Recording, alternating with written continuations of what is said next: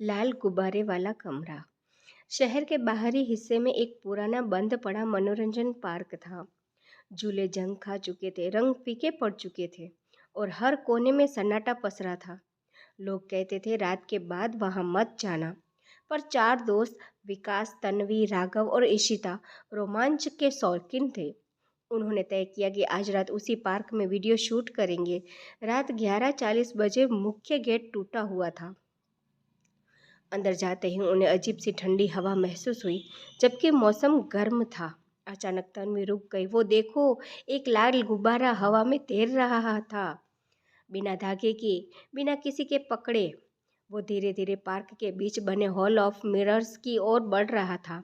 राघव हंसा, कोई मजाक कर रहा है, लेकिन गुब्बारा जैसे उन्हें बुला रहा था।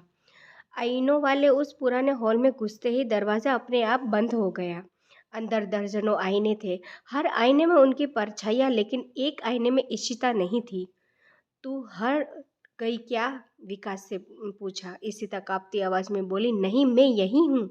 अचानक उसी खाली आईने में पीछे से कोई आकृति उभरी, लंबा झुका हुआ सफ़ेद चेहरा और हाथ में वही लाल गुब्बारा। इशिता चीख पड़ी। सभी मुड़े, पीछे कोई नहीं था, लेकिन आईने में वो आकृति अब और पास आ गई थी। गुब्बारा अचानक फूट गया, सारी लाइटें बंद, अंधेरे में बच्चों की हंसी गूंजी। एक कम किसी ने फुसफुसाया।